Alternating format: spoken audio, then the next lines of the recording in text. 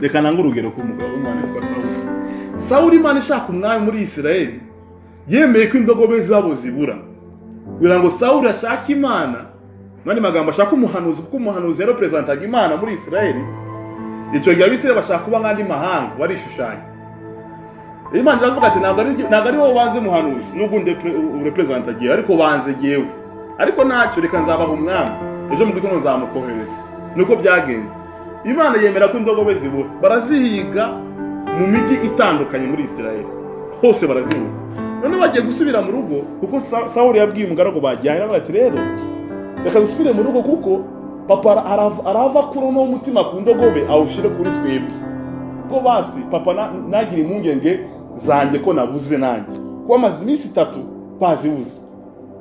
Noneho umugaragu aramubwira ati no hano hafi hari umuhanuzi ari bamenya ari umuprofeti uri hano hafi reka tugende tugiye kumubaza mwumve umugaragu ubwenge yarafite ngo impamvu z'urugendo rwacu apana impamvu y'indogobe.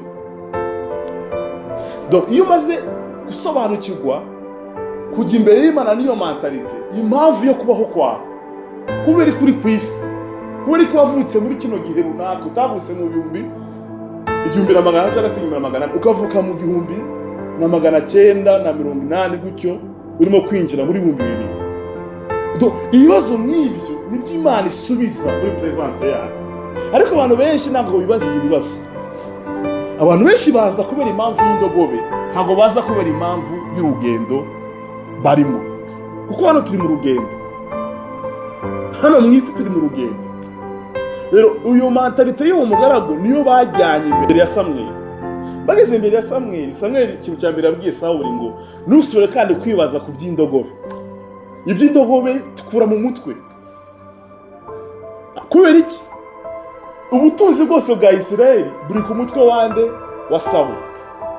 Ngone magambo indogobe zose yagiye abona muri ya migi 5 byose ku Mana byari ibyiwe ni wari ubishinzwe n'umwami wa Isirayeli.